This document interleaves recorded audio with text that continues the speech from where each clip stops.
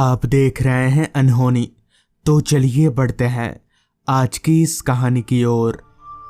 रात के तकरीबन 8 बजे मैं जब मीरपुर गांव की सड़क पर पहुंचा, तब मुझे ना तो वहां कोई इंसान दिख रहा था और ना ही कोई सवारी। बस सुनसान सड़क और चारों तरफ फैला जंगल। पैरों की मदद लेने के अलावा मेरे पास दूसरा और कोई चारा नहीं था। पैदल पैदल अभी मैं कुछ कदम चला ही था कि तभी पीछे से आती एक आवाज ने मेरे बढ़ते कदमों को रोक दिया। कहाँ जाइएगा बाबूजी? आवाज सुनते ही मैंने पीछे पलटकर देखा तो पाया कि मुझसे कुछ ही दूरी पर एक साइकिल रिक्शा खड़ी है। रिक्शे के ऊपर करीब 21-22 साल का लड़का बैठा हुआ था। तभी मैंने कहा, हाँ, वो मुझे नदी के घाट तक जाना था। असल में मैं एक डॉक्टर हूँ। सुना है शीतला घाट में जो गांव है वहाँ के लोग बिना किसी बीमारी के मर रहे हैं, तो इसलिए मुझे यहाँ भेजा गया है। मेरी सारी बात सुनकर एक दफ़ा उस रिक्शा वाले ने मुझे सर से लेकर पैर तक अच्छे से देखा, फिर मुझे रिक्शा में बैठने का इशारा किया। मैं जैसे ही रिक्शा में बैठा तब उसने रिक्शा को आगे बढ़ाते हुए कहा, साहब, शीतला गांव के लोग मर नहीं रहे हैं, उन्हें मारा जा रहा है। दरअसल उस गांव में एक पिशाच का आतंक है, वही गांव के लोगों को मार रहा है। इस पर मैंने उस रिक्शा वाले को हंसते हुए जवाब दिया, हाँ, बहुत सुना है पिशाच के बारे में, इसलिए उसी से तो मिलने आया हूँ। इस पर रिक्शा वाले ने गंभीर आवाज में कहा, मजाक मत उड़ाइए साहब, आप शहर के लोग हैं, आप लोग इन सारी बातों पर विश्वास नहीं करते हैं, मगर जब देखेंगे ना तो हवा निकल जाएगी। और वैसे भी इस वक्त आपको कोई नाविक नहीं मिलेगा। इस पर मैं बोला, तुम चलो तो सही, हो सकता है कोई नाविक मिल जाए। इसके बाद ना तो मैं कुछ बोला और ना ही वो रिक्शा वाला। रास्ते पर फैले सन्नाटे को चीरती हुई रिक्शा चली जा रही थी। कुछ देर बाद रिक्शा नदी के तट पर रुकी। मैंने रिक्शा में बैठे बैठे नदी में चारों तरफ देखा, लेकिन वहाँ एक भी नाविक नहीं था। वहाँ किसी भी नाविक को ना पाकर रिक्शा वाले ने मेरे से कहा, देखा साहब, कहा था ना कोई नाविक नहीं मिलेगा। देखिए, आप मेरी बात मानिए, वापस लौट जाइए। अगर वापस नहीं लौट रहा है तो आप मेरे साथ मेरे घर चलिए, मैं अकेले रहता हूँ। इससे पहले कि मैं उस रिक्शा वाले को कुछ बोल पाता, उसी वक्त पानी में चप्पू चलाने की आवाज़ आई। मैंने सिर घुमाकर नदी की ओर देखा तो एक नाव हमारी ओर चली आ रही थी। वो नाव नदी के तट पर आकर रुकी। मैं रिक्शा से उतरकर घाट के थोड़ा करीब गया और नाविक से बोला, भैया, शीतला घाट चलोगे? शीतला घाट का नाम सुनकर पता नहीं उस नाविक को क्या हो गया जो उसने हड़बड़ाते हुए कहा, नहीं नहीं नहीं, मैं नहीं जा सकता, मुझे मरना नहीं है। इस पर मैंने कहा, देखो, तुम 4 गुना भाड़ा ले लेना, बस मुझे शीतला घाट तक पहुंचा दो।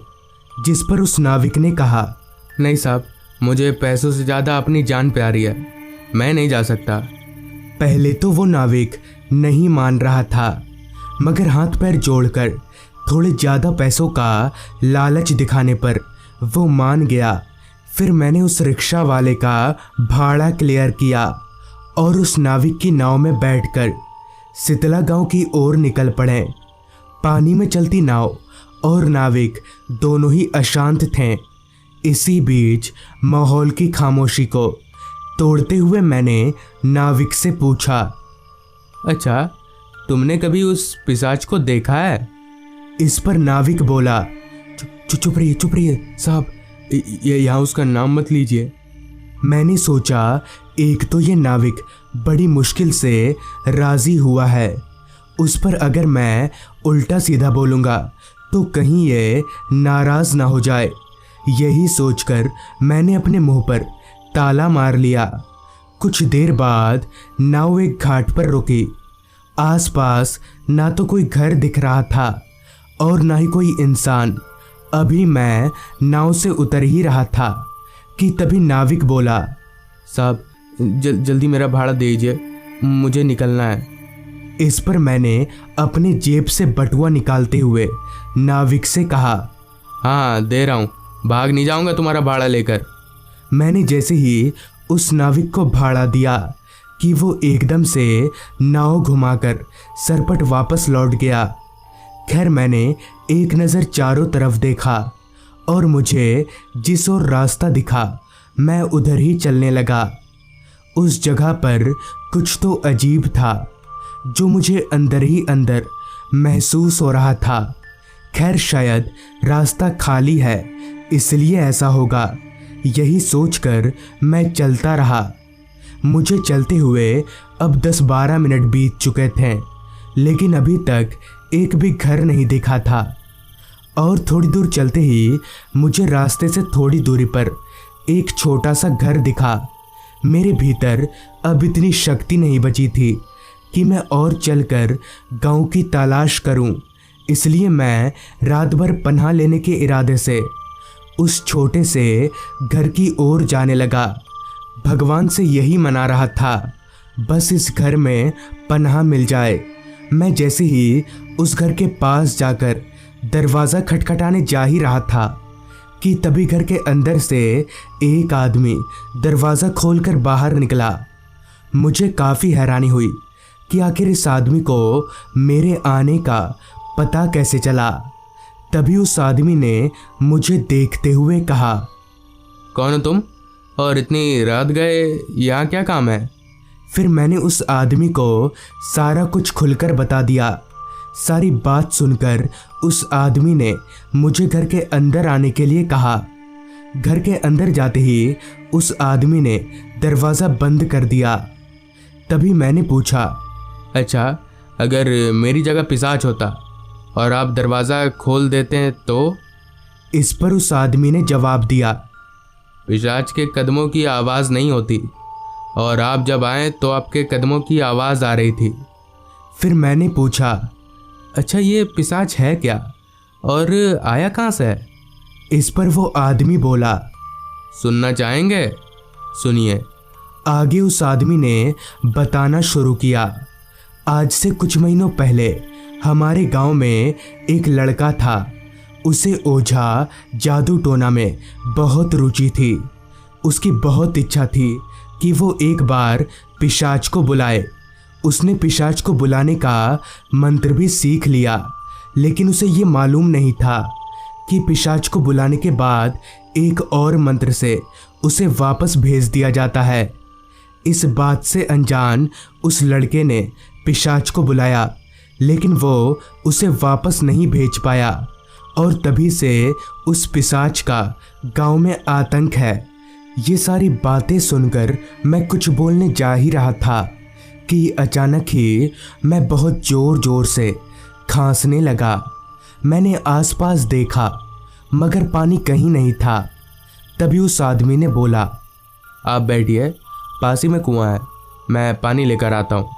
इतना बोलकर वो शख्स घर से निकलकर जाने लगा। मगर तभी मैंने एक बात पर गौर किया कि उस आदमी के कदमों की आवाज़ ज़रा भी नहीं आ रही है। मैं थोड़ा घबरा गया और मन ही मन में सोचा, कहीं ये आदमी पिशाच? ना, ऐसा नहीं हो सकता, मैंने ठीक से सुना नहीं होगा। फिर कुछ ही देर में वो आदमी बाल्टी लेकर घर में आया। वो जब मेरी ओर आ रहा था तब मैंने उसके कदमों की आहट सुनने की कोशिश की, लेकिन सच में उसके पैर ज़रा भी आवाज़ नहीं कर रहे थे। अब तक मैं बुरी तरह से सहम चुका था। तभी वो आदमी मेरे पास आया और बाल्टी को मेरे मुंह के सामने करते हुए बोला, हाँ लीजिए पानी। पानी पीने के लिए मैंने जब अपना चेहरा बाल्टी की तरफ मुड़ाया तो मैं ठिठक कर पीछे गिर गया, क्योंकि बाल्टी में पानी नहीं बल्कि खून था। मैंने एकदम से अपनी निगाहें उस आदमी की ओर घुमाई तो मेरा कलेजा कांप गया, क्योंकि उस आदमी का चेहरा पूरा बदल चुका था। उस आदमी का चेहरा कहीं से भी आम इंसानों की तरह नहीं था। मैं समझ गया कि यही वो पिशाच है। तभी उस पिशाच ने मुझसे कहा, क्या हुआ डॉक्टर बाबू, पानी नहीं पिएंगे? पी लीजिए, फिर खाना भी मिलेगा। मैं कुछ भी सोच नहीं पा रहा था कि अब क्या करना चाहिए। उस पिशाच का चेहरा देखकर मेरा दिमाग सुन्न पड़ गया था। मगर तभी मेरी नज़र घर के दरवाजे पर गई, जो कि खुला हुआ था।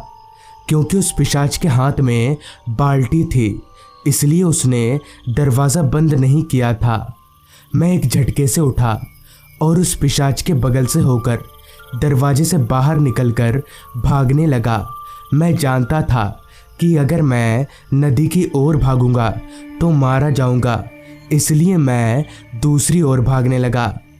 थोड़ी दूर भागते ही मुझे बस्ती जैसा कुछ दिखाई दिया।